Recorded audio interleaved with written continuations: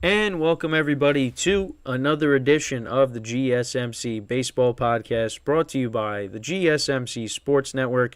And once again, I am your host, Kenneth Gruenfelder, and it's great to have you guys here on this Friday. So I got wrapped up with the football podcast, and we are now here discussing the World Series and some other things as well on today's show here on the GSMC Baseball Podcast. So before we get into specifically what we will be talking about, besides the World Series, I just want to remind you guys, to tip or donate, get your comments recognized, make sure to go to streamelements.com/gsmcsportsnetwork./tip. Again, that's streamelements.com/gsmcsportsnetwork./tip.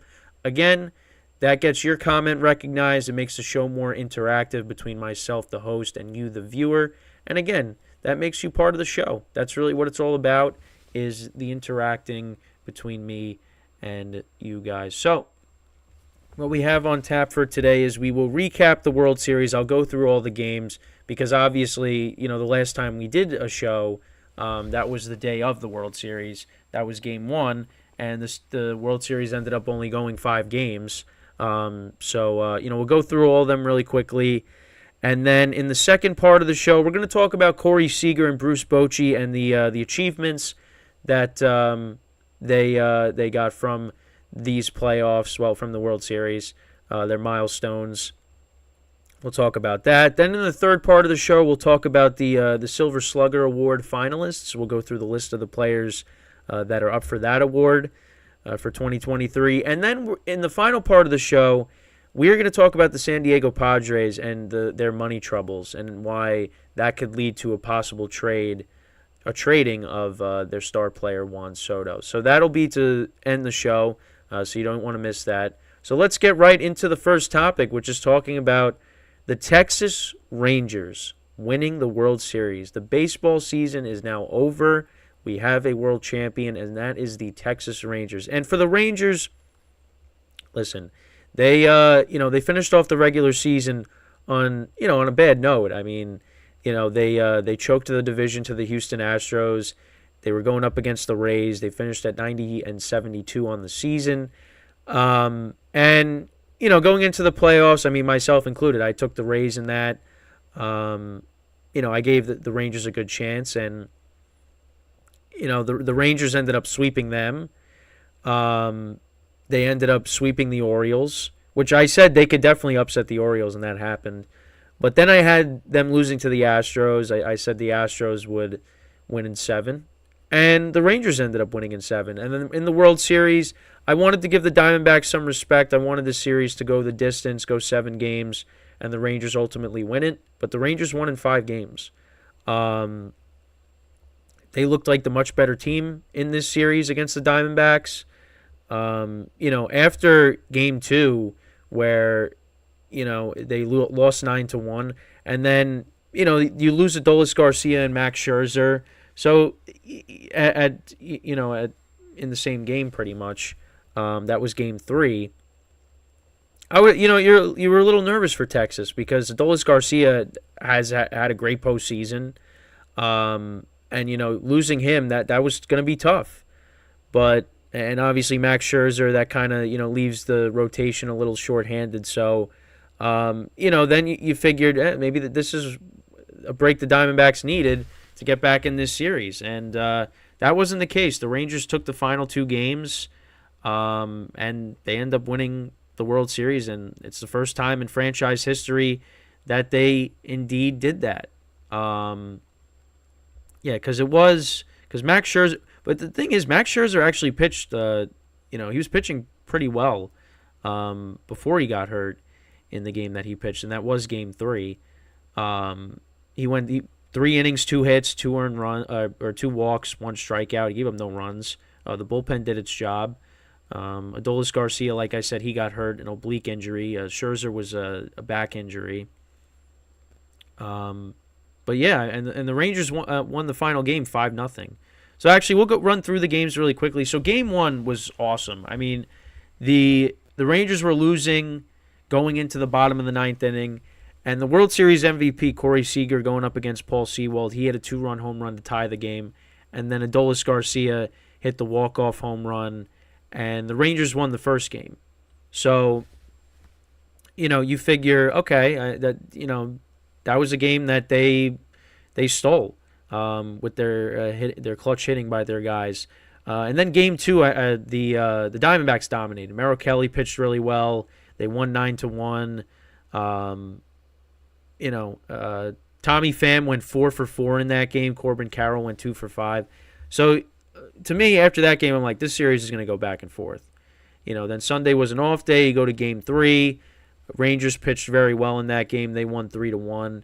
I think did Corey Seager hit a home run in this game? Yeah, he did. He hit a 2-run home run. That put them up 3-0. Diamondbacks only scored a run, so they lost 3-1. Then Rangers won. They were up 10-0 after the third inning, and that actually ended up being a final score of 11-7. So the Diamondbacks ended up making it close, but again, the Rangers, they were ahead by so much. It was too much to overcome.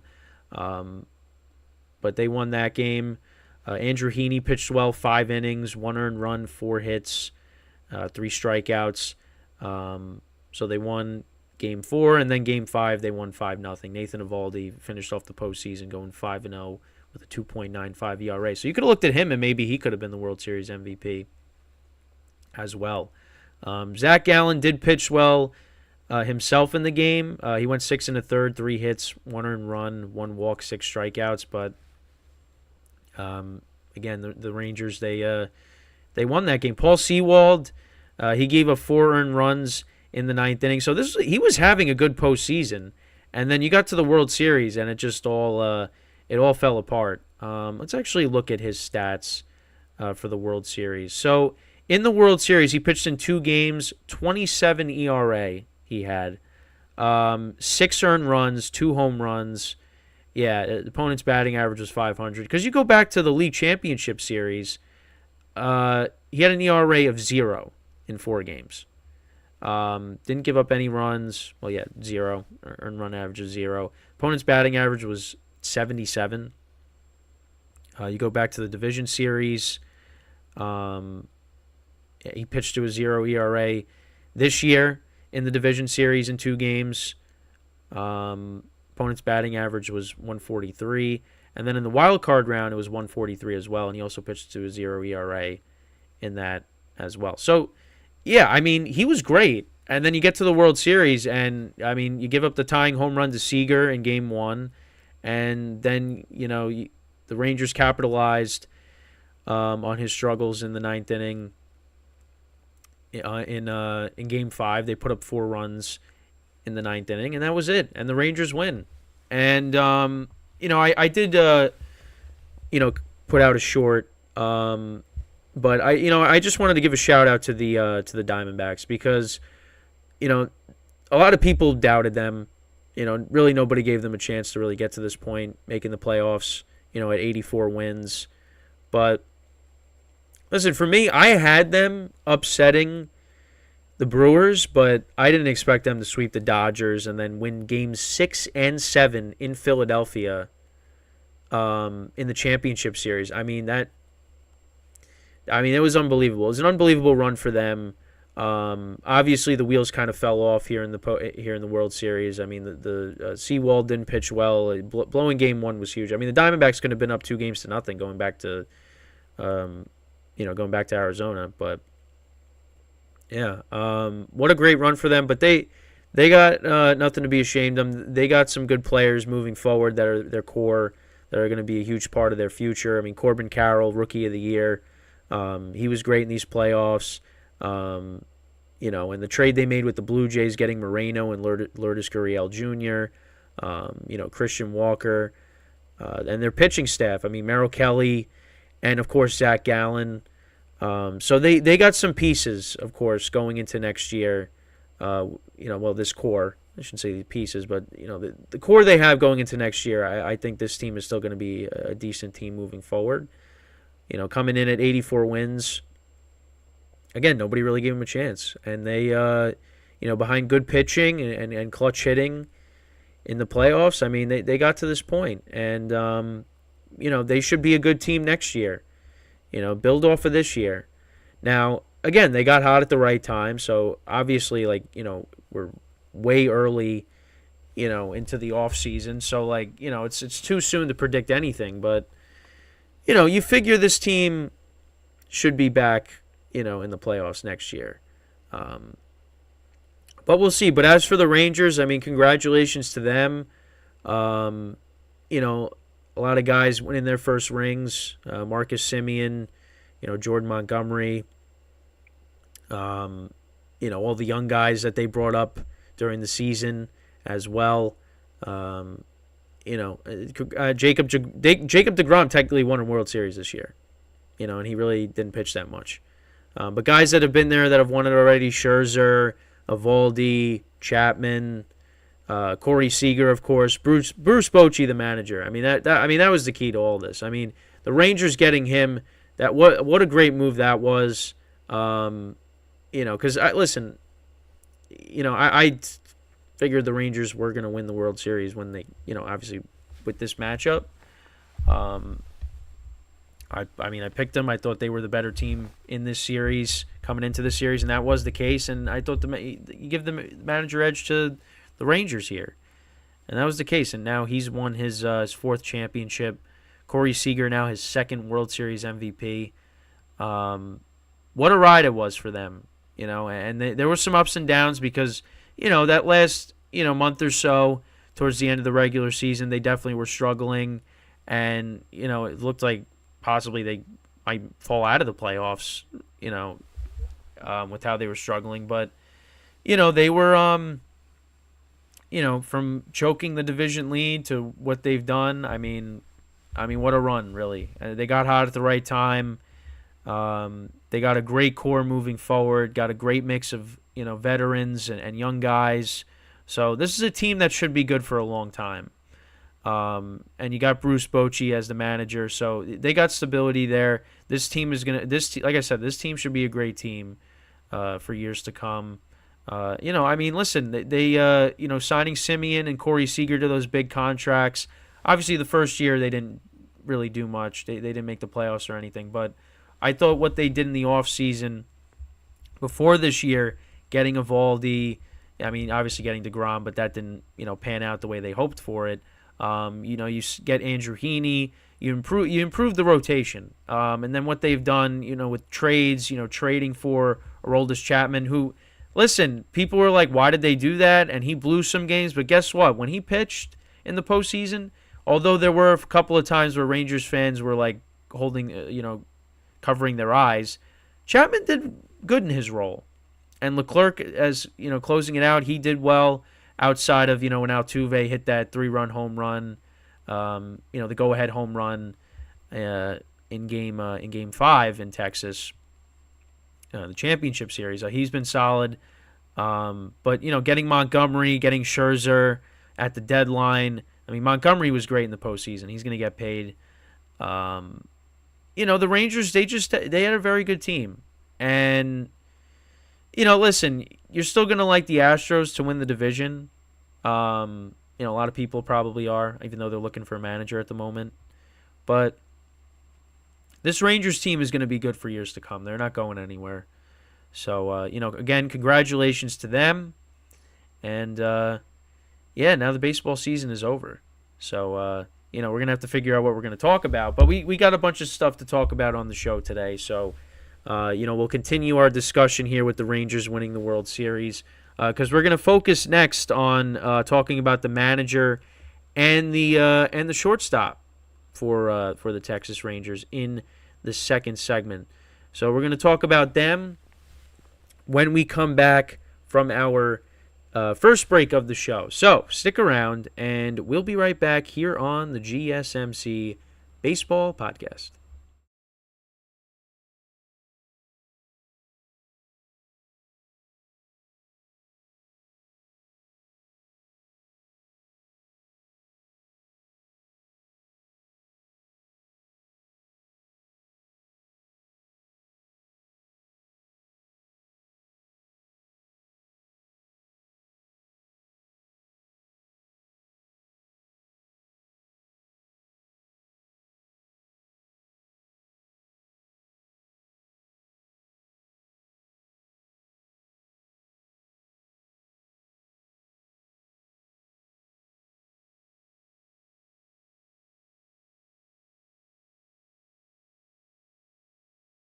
And we are back here on the GSMC Baseball Podcast. And for the second part of the show, we are going to talk about the manager and the shortstop for the Texas Rangers here, Corey Seager and Bruce Bochy.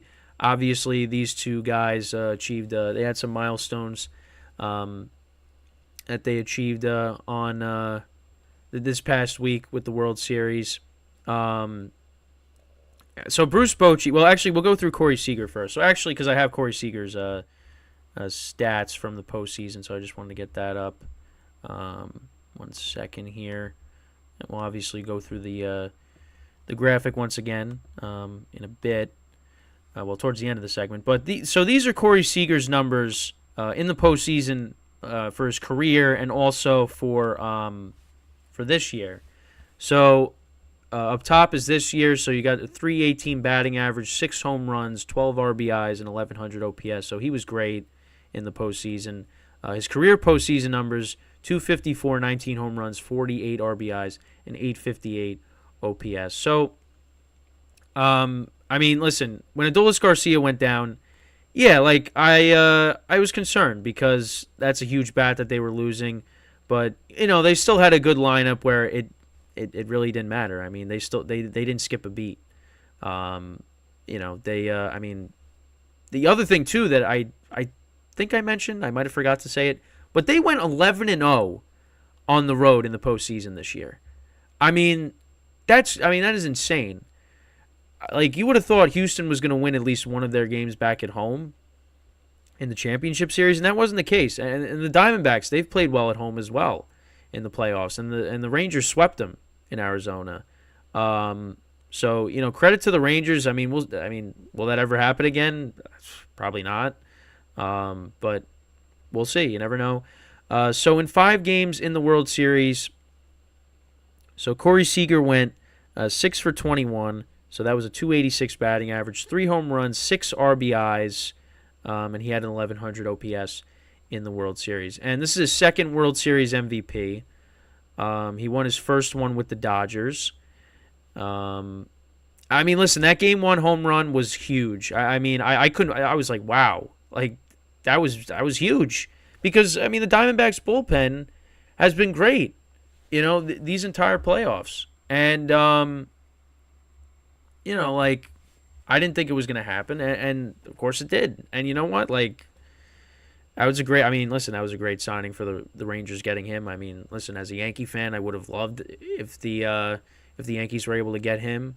But, I mean, what a player he's been. And also, what's funny is a reporter asked him a question, about, like, why. It was something along the lines of why did the Dodgers, like, let him go or whatever. And he just, like, did not answer the question. They were just like, yeah, let's go to the next question. But, like, it's like, why are you asking that? It's like, focus on right now. But I don't know. I don't remember what the specific question was, but it was just like, it was so strange that that's what they thought to ask him in that particular moment. His reaction is so funny because he just like was like, whatever. Let's go to the next question. But yeah, so this was his second World Series MVP. He won one with the Dodgers back in 2020. And actually, yeah, what's crazy is when he won that World Series MVP, that was during the COVID season, and they played the World Series in the Rangers' home ballpark. So that's actually funny to think about. So it was a little foreshadowing there. And the big thing is, and I know I did come out with a short on this earlier in the week. So Corey Seager joins this exclusive club of players that have won multiple World Series MVP awards. So he joins Sandy Koufax, Bob Gibson, and Reggie Jackson for multiple World Series MVPs. That is great company right there. Listen, I mean, you have that, you're well on your way to being a Hall of Fame player, and that's great company. I mean, 2 World Series MVPs, and there's only 3 other players that have done that. I mean, that looks great. That looks great on a resume. He actually did also earn the National League Championship Series MVP honors in 2020 as well. Yeah, I mean, the big thing was, I mean, that huge home run in Game 1. That was unbelievable. That was the best. I mean, that was the best game of the series. A lot of excitement there. So Seager has a total of 19 playoff home runs with only Derek Jeter ahead of him. Jeter's got 20. That's among shortstops, I'm assuming. I mean, listen, he had a great regular season as well. 327 batting average, 33 home runs, 42 doubles, which led the American League. I mean, he's going to be up there for the MVP voting as well. So congratulations to Corey Seager on a great season and capped off with the World Series MVP. So then also we move on now to talking about Bruce Bochy. So Bruce Bochy, as a manager, 4 World Series championships. He took a third team to the World Series. He didn't win with the Padres, but 3 with the Giants, now 1 with the Rangers. So as a baseball player, so again, this was an article, I think that CBS, this is where I got all this information from, with CBS releasing an article. So actually, Bruce Bochy made his debut in 1978. He retired after the 1987 season. Really, it didn't seem like he was going to be a manager. There was no indication that he was going to, manage a team. But obviously, yeah, he, managed the Padres, managed the Giants. Now he managed the Rangers. He essentially retired, for managing. He was with the Giants, obviously, like I just said. And they replaced him with Gabe Kapler. And then the Rangers, they got him out of retirement, and he led them to a World Series. I mean, that's crazy. And so he joins Joe Torre and Walter Alston with 4 World Series rings. And listen, I mean, what a Hall of Fame career he's had as a manager. So he has a 6-0 record in winner-take-all games and 14 elimination game wins. I mean, that's unbelievable. And those Giants teams that he managed were great teams as well. Obviously it helps when you got Madison Bumgarner, who was unbelievable in the postseason. Pablo Sandoval and Buster Posey, Hunter Pence, all those guys, Tim Lincecum. Just a bunch of throwbacks with a lot of these names. Because a lot of these guys are gone now. I mean, Brandon Belt's still playing. Well, he might not be playing anymore. Posey recently retired, a couple years ago. Brandon Crawford. A lot of these guys are gone. But that's unbelievable. And yeah, I mean, he what a turnaround, for the Rangers, because this was a team that just was I shouldn't say underachieving, but wasn't very good for a long time. Obviously, they had that, classic of a World Series that they ended up losing in 2011. And they lost the World Series the year before that too, against the Giants. Then they lost against the Cardinals. They were 1 strike away. Natali Feliz was on the mound, and David Freese hits that, ball off the wall. Nelson Cruz doesn't get it. They tie the game. Freese hits the walk-off home run, and then they won in Game 7. And it's crazy that Rangers team never won anything. With Josh Hamilton, Mitch Moreland, I love how I say Mitch Moreland, Adrian Beltre, Andrews, Michael Young, Nelson Cruz, who actually just recently retired. So, he's going to be missed, of course. Another player from the childhood is retiring. They had Cliff Lee on on one of those teams. It's amazing that Ian Kinsler, yeah, I mean, all those guys. I mean, that was a good team. Mike Napoli, I'm just naming guys. I mean, it's amazing that team didn't win, but this team with Bruce Bochy, I mean, you thought when they got Bochy that okay, I mean, now they got a real manager. And the improvements in the rotation. Let's see what this team could do. And this team was good.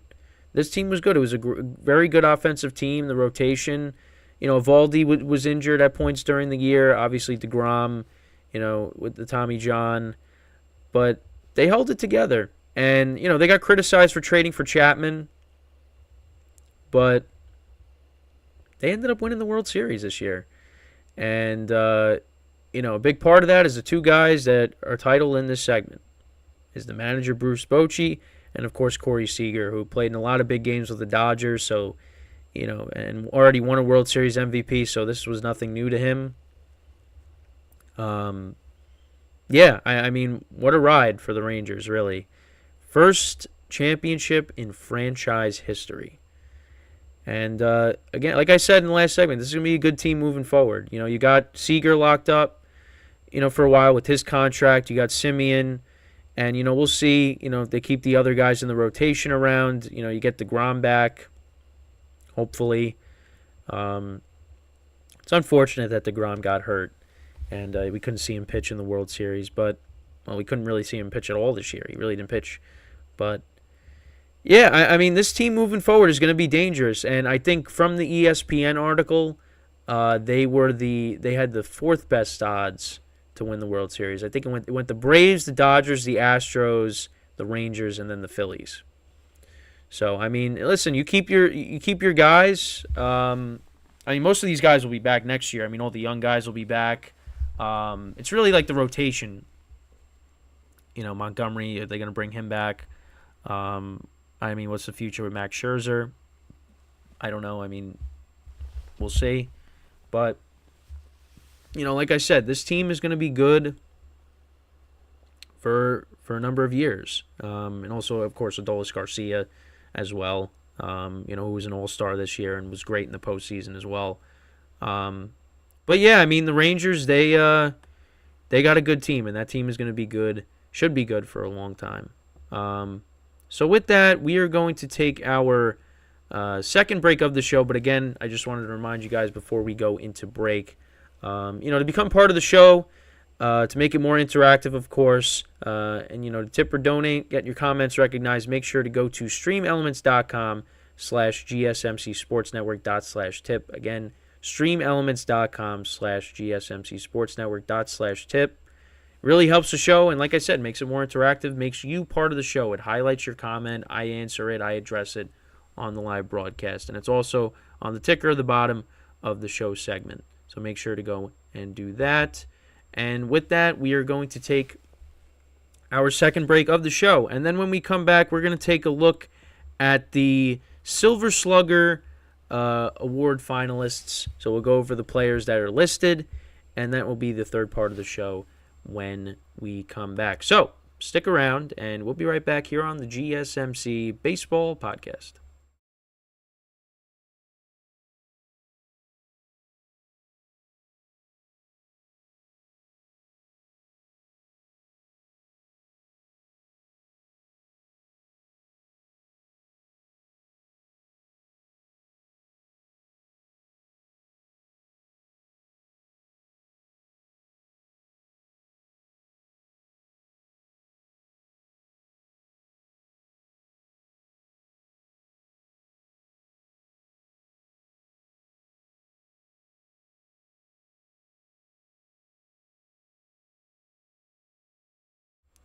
And we are back here on the GSMC Baseball Podcast. And for the third part of the show, we are going to go through the Silver Slugger Award finalists that were announced.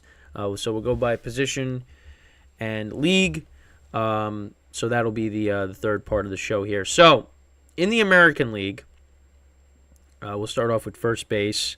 So we got Tristan Casas of the Red Sox, Yandy Diaz of the Rays, Nathaniel Lau, new World Series champ for the Rangers, and Spencer Torkelson for the Tigers. So, we got a couple of young guys in there. Torkelson, his second year. Casas, his second year. Yandy Diaz, an all-star. Nathaniel Lau, a World Series champ. Tristan Casas, got off to a little bit of a rough start this year, but he ended up finishing with an over 850 OPS, 857, had 24 home runs, 65 RBIs, 263 batting average. I said, I thought he would have a good year. before the season. Well, partly because when I was doing fantasy baseball, I was like, this could be a guy that people are going to sleep on, but ended up performing well. Had a good year. Yandy Diaz, an all-star for the Rays.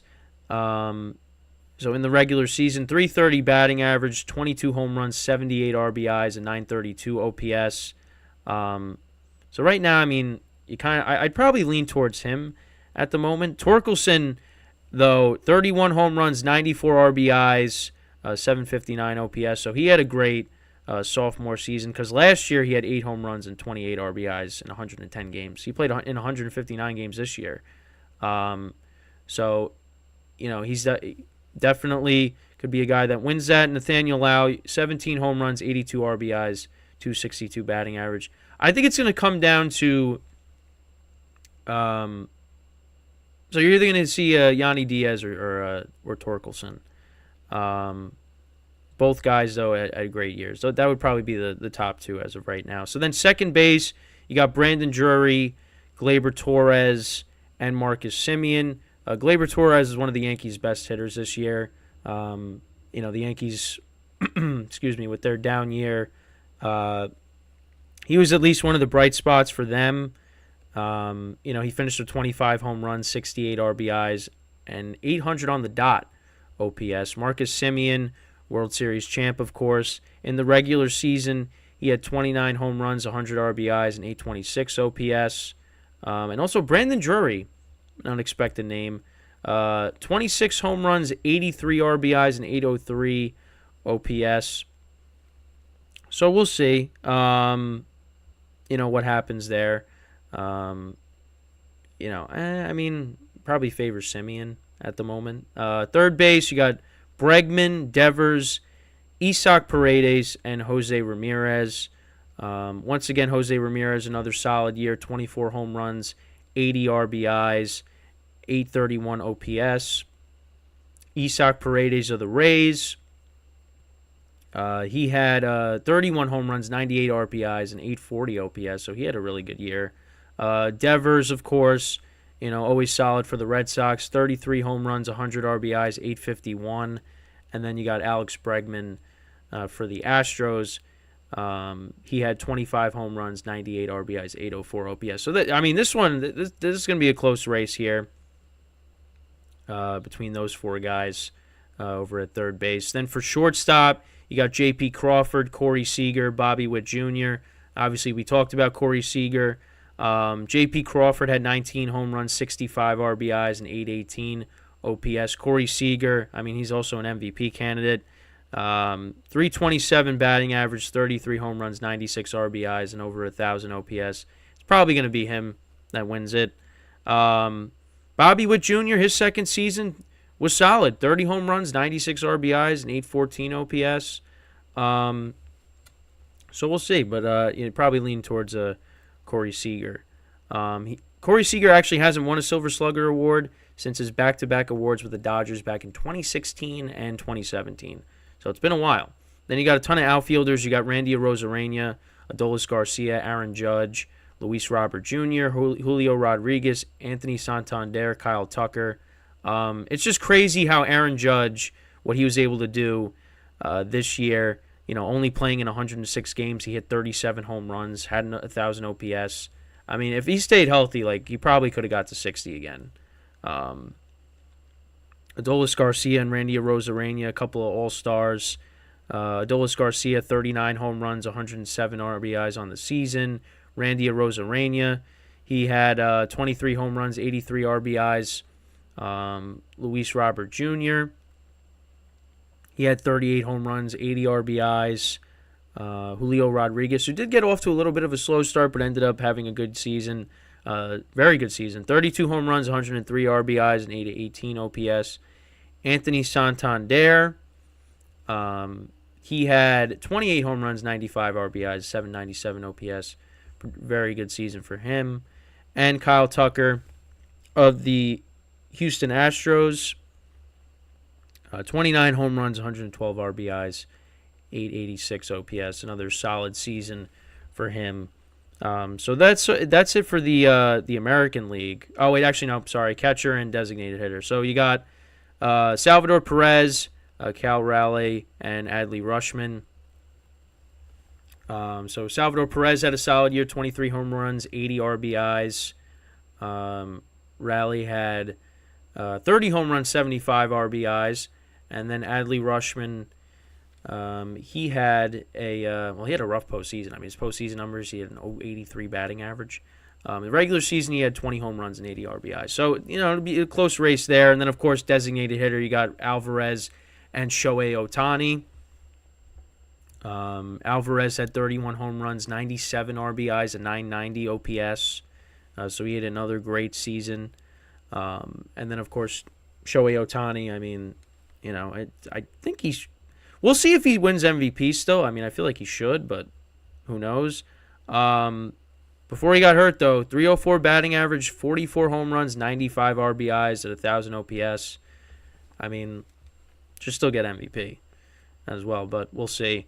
You also got utility for Silver Slugger. So you got Brandon Drury, Gunnar Henderson, and Whit Merrifield. So Gunnar Henderson, I mean, he's a Rookie of the Year candidate, of course. 28 home runs, 82 RBIs, and 814 OPS. And then they got Isaac Paredes and Brandon Drury. We already went over them. Whit Merrifield, 11 home runs, 67 RBIs, a 700 OPS. Probably give that to Gunnar Henderson. So that's everybody in the National League, or the American League. Then you move on to the National League. You got Pete Alonso, Freddie Freeman, Matt Olson. Each of these guys had great seasons. Matt Olson, 54 home runs, 139 RBIs, a 993 OPS. Freddie Freeman, his stats on the regular season: 29 home runs, 102 RBIs, 977 OPS, 331 batting average. And then, of course, you got Pete Alonso, 46 home runs on the season, 118 RBIs, and 822 OPS. So, yeah, I mean, each of these guys deserves that award. Matt Olson obviously had the best season out of the three. But, yeah, I mean, all three of these guys were awesome this year. At second base, you had Ozzie Albies, Kento Marte, and, of course, Luis Arraez. Albies, solid year, 33 home runs, 109 RBIs, 849 OPS. Luis Arraez, I mean, obviously the power numbers weren't there for him, of course, because he's not a power hitter, but 354 batting average. I mean, he was batting 400 at one point this year, which is crazy. He had 10 home runs, 69 RBIs, 862 OPS. And then you got Kento Marte for the runner-up Diamondbacks. He was solid in the postseason this year. 329, 2 home runs, 11 RBIs. Yeah, he was good. And in the regular season, he was solid too. 25 home runs, 82 RBIs, 843 OPS. So that's at second base. Third base, you got Arenado, Machado, Muncy, and Austin Riley. Arenado this season, 26 home runs, 93 RBIs, a 774 OPS. Machado, he had 30 home runs, 91 RBIs, 781 OPS. Max Muncy, who actually just got an extension with the Dodgers, he had 36 home runs, 105 RBIs, and 808 OPS. Austin Riley for the Braves, he had 37 home runs, 97 RBIs, 861 OPS. So that's third base. Shortstop, you got Xander Bogaerts, Francisco Lindor, Dansby Swanson, and Trey Turner. Obviously, Trey Turner, he got off to that rough start in Philadelphia, but, was able to turn his season around. Ended up finishing the season 26 home runs, 76 RBIs on the year. Dansby Swanson, who I was injured at one point during the year, he had 22 home runs, 80 RBIs. Francisco Lindor had a solid season for the Mets this year, 31 home runs, 98 RBIs. And then you have Xander Bogaerts for the Padres, 19 home runs, 58 RBIs on the season. And we'll get into the Padres in the next segment, and we'll talk about them, so you don't want to miss that. Of course, in the outfield, you got Acuna, Betts, Bellinger, Corbin Carroll, Kyle Schwarber, Juan Soto, and Seihei Suzuki. So two Cubs in these. Acuna, obviously, is the front runner for MVP. Mookie Betts, another guy that had a great season. He's probably going to be he's going to be one of the runner-ups. Cody Bellinger, Solid year with the Cubs. Bounce back year for him. Batting over 300, 26 home runs, 97 RBIs, 881 OPS for him. You got Corbin Carroll, who's a Rookie of the Year for the National League. 25 home runs, 76 RBIs for him in the regular season.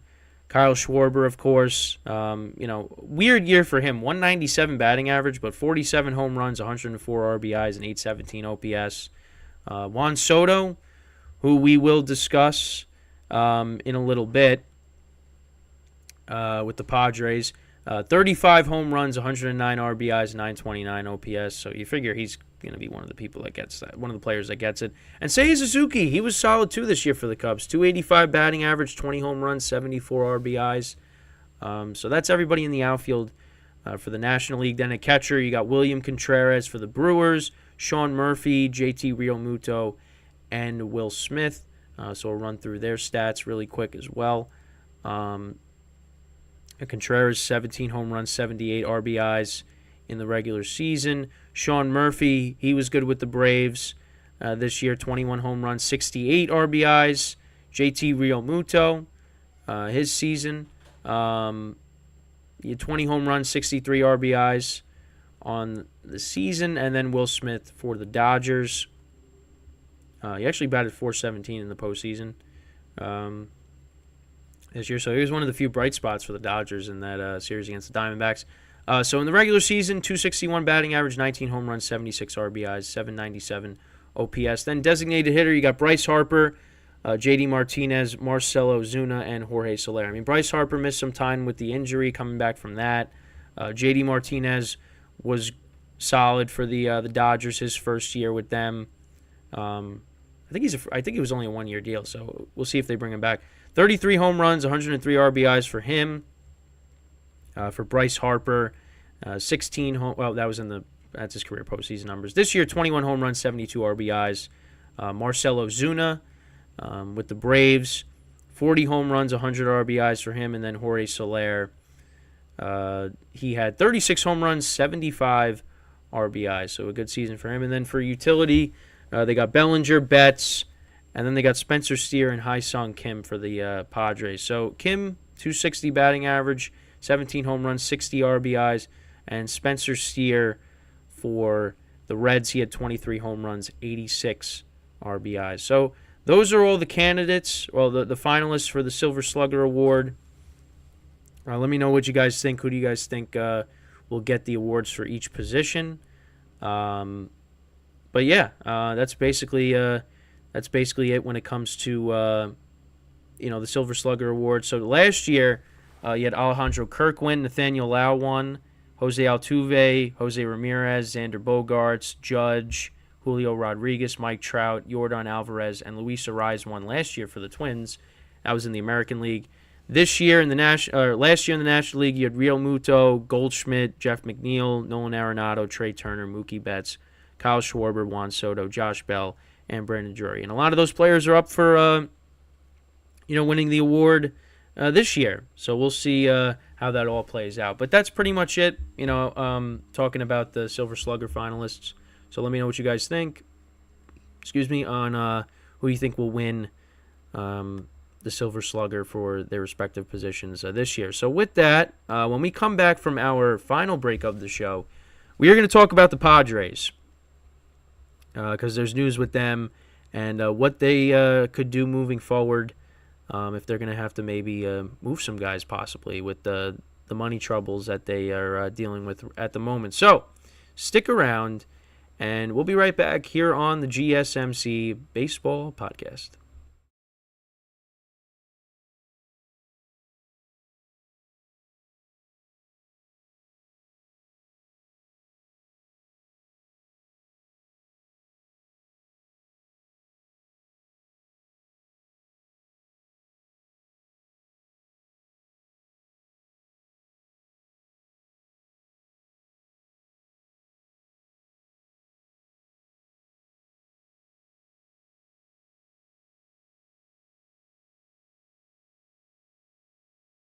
All right, and we are back here on the GSMC Baseball Podcast. And for the final part of the show, we are going to talk about the Padres and their money troubles that they are dealing with So it was reported that they took out a $50 million loan in September to cover short-term expenses, including player payroll. Now, originally, they were they went to MLB, and the loan was approved by Major League Baseball. They originally wanted $100 million for a loan, but they could only get it to $50 million. So yeah, that was to cover payroll. And the Padres, to start the season, they had a payroll of $248.9 million, which is a franchise record. They were one of the top teams in terms of payroll in baseball, to go along with the Mets and the Yankees. And what happened with those three teams? Those three teams did not make the playoffs. Which was a huge disappointment. Now, the Padres are planning to reduce their payroll to around $200 million. Now, again, this is another article online. Again, CBS. They're planning to reduce their payroll to around $200 million for next season to comply with MLB regulations on debt service ratio. So, they have already committed to $217.8 million for the 2024 season. Now, what's interesting is it's going to be challenging, but also what's interesting is that begs the question, does that mean, is Juan Soto going to get traded? Now, I did post a short about it. The Yankees inquired about Soto. They talked to the Padres, so there's some discussions that could possibly be had. Now, I don't want to sit here and get excited because I know I'll probably be disappointed. But this is insane because the Padres, they've spent a lot of money. Signing Tatis to that big contract, Bogarts to the huge contract that he signed. You know, it's not sustainable. It's not sustainable.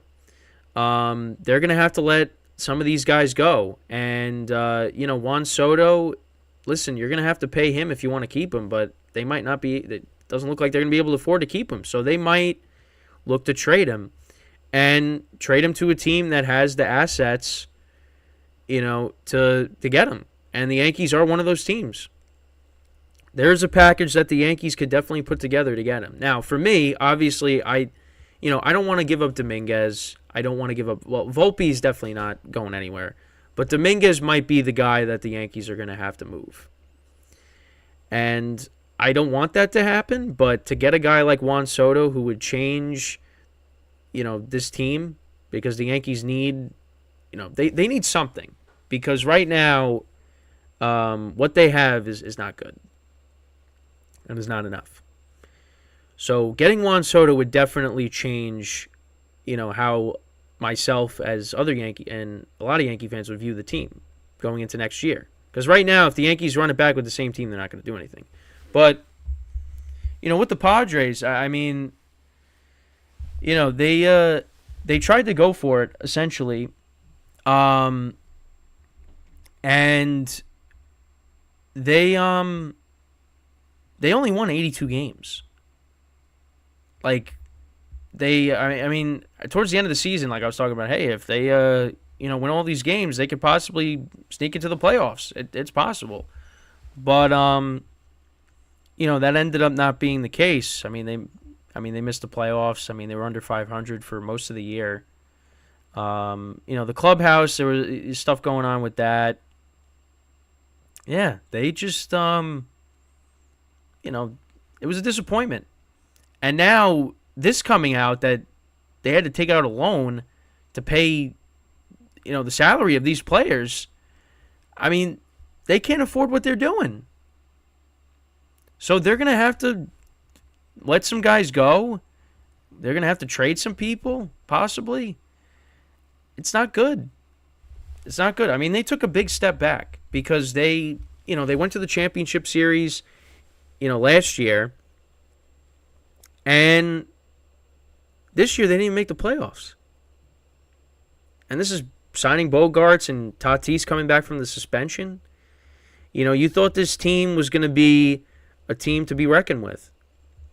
And that was not the case.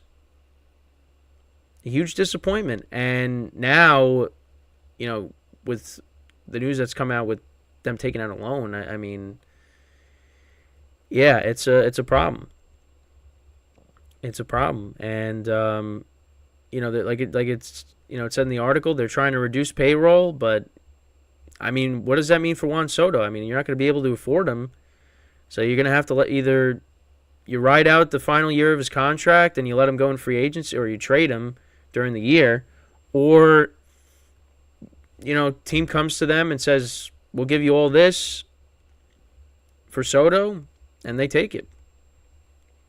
So it's really interesting, with that, because I mean, I don't know how they weren't able to put it together, but there was definitely a lot going on that we don't know about, and they're going to be looking for a new manager because Bob Melvin left to go manage the Giants, which, I mean, I thought he was going back to the Padres, but I guess not. So that also shows you another thing too. Like he probably had enough of it, of what was going on. So I don't know. It's an interesting situation with the Padres, and I mean, you saw a team that won 84 games. The Diamondbacks, think about it, Diamondbacks only won 2 more games than the Padres did this year. And they made it all the way to the World Series. They swept the Dodgers. How do you think that makes the Padres feel? I mean, the Padres did knock the Dodgers out of the playoffs last year. But like, how does that make the Padres feel that, like, they underachieved and you're watching a team that won 2 more games than you? You won 82, they won 84. They made it all the way to the World Series. So, and now you got your old manager managing a division rival in the Giants. So, I don't know. There's some question marks there on what they're going to do. I mean, for me, like I said, I think you at least give it one more year. You run it back, and, if you don't do well, then you tear it down. But they might not be able to run it back with a lot of these guys because they can't afford it. They're losing money, or they just don't have enough money. To cover a lot of these. I mean, you give Bogarts, what was it, an 11-year contract? Tatis signed like a 14-year contract. I mean, yeah, I mean, definitely gonna have to shave some payroll. So I don't know what they're gonna do. I mean, Juan Soto is going to be a topic that is going to be discussed a ton in the offseason, because the Padres could decide, yeah, we're going to move him. And a team's going to, I mean, who wouldn't want Juan Soto, really? I mean, the Padres might have to get rid of him. So, like, yeah, I mean, they're going to have to, they're not going to want to trade him, but they're going to have to. Because, I mean, they could get a ton back for him.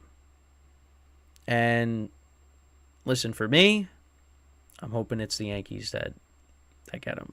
But, again, I'm not very confident in the team right now. Now,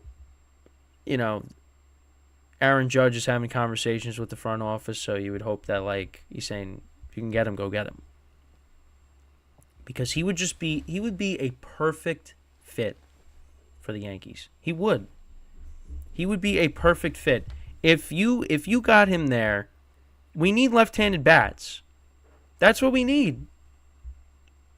That short porch in right field. He is a perfect fit for that. It's a no-brainer. Now, you're going to have to give up a lot to get him. But you have the assets to go and get him. So go get him. And look, the Padres, again, like you're trying to shave off payroll. Well, this is a great way to do that. I just still think it's crazy how the top three teams, when it comes to payroll, right? Yankees, Mets, Padres. All three of them missed the playoffs. All three. And now the Padres are looking to, shave off payroll. So, I mean, we'll see. But Padres are going to be, one of the teams to, keep an eye on during the offseason. So, but yeah, I mean, now we are in the offseason. I kept talking about it, leading up to it. Like, hey, playoffs are coming up, and then that's going to go fast, and then we're going to be in the offseason. The season's going to be like, what are we going to talk about? But we'll figure it out. We will figure it out. Obviously, I mean, the World Series, was Game 6 and 7 could have been, tonight and tomorrow. But Rangers wrapped it up in 5 games, and that was the end of it.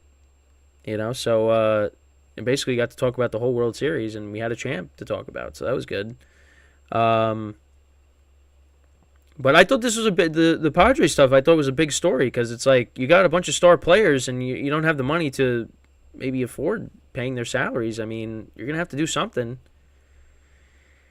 And, yeah, I mean, it's going to be a topic that's going to be discussed all throughout the offseason. We'll see how it all pans out. Like, they're going to let guys go. I mean, they're going to have to trade maybe some people. Yeah, I mean, it's going to be, like I said, it's definitely going to be something to keep your eyes on in the offseason. And obviously, we'll have the offseason covered with, trade rumors, extensions. Because now, like, here we are, free agency. That's all going to be coming up. So, we'll definitely, of course, talk about it. And, yeah, no, it's going to be exciting. So, but yeah, I mean, that's pretty much it for the show today. Another doubleheader down, of course. It was a great 2 hours, of course. Had the little half-hour gap in between. So really, like, what I did was, once I was done with, like, the football podcast, I just, changed up all the, the graphics, the scenes, because it's all, like, on one, like, page. But, I just scroll back up to the baseball and, change the segment titles, of course. So it was a quick and easy thing. And especially, like, having the half hour, to have that all set up definitely helps. But yeah, I mean, another doubleheader down. So baseball season's over. Don't worry, we'll still have content coming out. Watch out for the shorts that I'll have coming out later in the day. Well, not later in the day, but throughout the day. Keep an eye on those. Catch up on the shows that you missed. I'm working on getting yesterday's football show reposted to 4 parts, so look out for that. I'll be getting that out within the coming hours. So make sure to keep an eye on that. Like I said, shorts will be coming out throughout the day. And that's it. So I thank you guys for tuning in once again. We'll be back again on Monday for the football podcast, Monday through Friday, 11 a.m. to 12 p.m. Eastern Time. And then, of course, for the baseball podcast, that is every Friday now at 12:30 p.m. Eastern Time. So, until then, I'm Kenneth Gruenfelder once again, signing off from the GSMC Baseball Podcast, brought to you by the GSMC Sports Network. Have a good day. Enjoy the weekend. And for the football podcast, I will see you guys on Monday. Take care, and I will see you then.